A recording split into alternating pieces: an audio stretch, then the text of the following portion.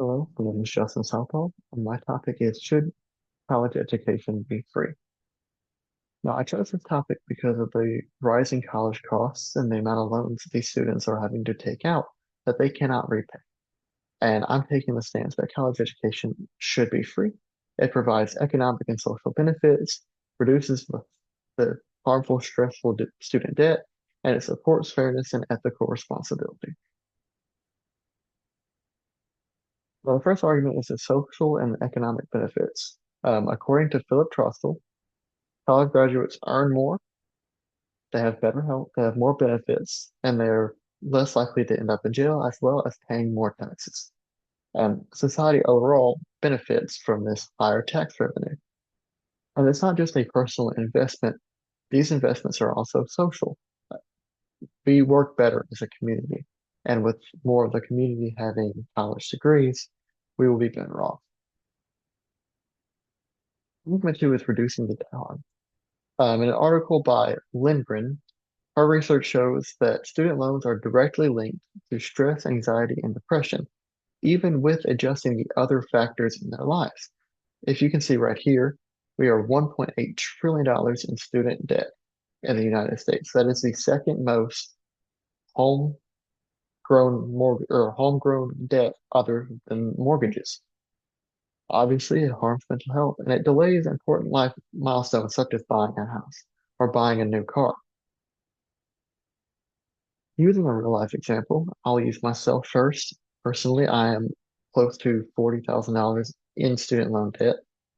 It is always on my mind, and it is something that is going to probably delay things in my life with interest and the job market currently.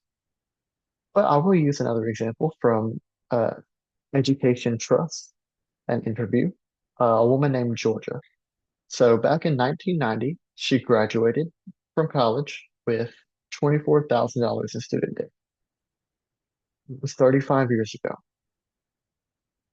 It is now up to $125,000 owed because of interest. Now, she has worked 30 years in a nonprofit organization, and she is still wondering if she'll be able to retire or not.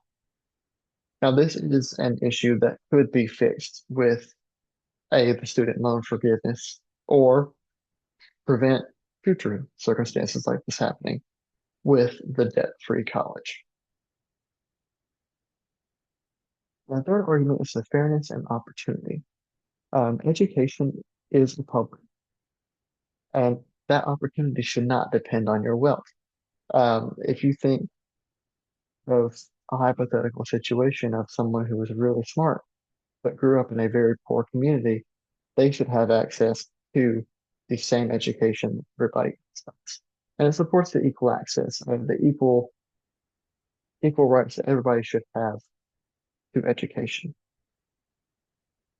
Now, one of the main critiques is free college is too expensive.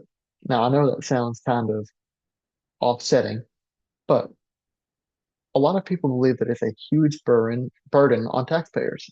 Marius Amselam states that free college in Europe has increased costs and benefit the wealthy. And that is true. It has benefited the wealthy because it will make it where wealthy people don't have to pay for the college, therefore possibly hurting the students who are low income. As well as that, it also includes the cap of students that they can have with people that are higher income levels sending their kids to school will take that from the lower income. And once again, while that is true, my response to that is a targeted debt-free model to help these low-income students. And it's kind of almost putting these low-income students first. Um, and doing that, you'll assure that there is room for those with low income. The critique number two is that,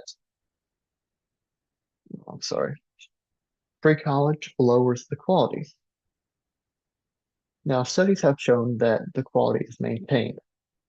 And this comes straight from Claudia Ruff, who did a Chilean study, and it just improved the access for education and it had no effect on the quality of the learning. The three that I use is utilitarianism. Sorry, I can't say that. And that's free college for all is the greater good. It improves health and our community. And the more people that we have going to college, it's better. Um, the corporate social responsibility, businesses benefit from good workers. And these good workers often get it from college degrees. Um, they are ethically responsible to support these upbringings. Business ethics is fair and equal opportunity should not depend on a family's. I did touch on that a little bit in this last slide, but it still stands. And then going to my conclusion, sorry, free college benefits society, it reduces the harm, and it supports the fairness of others.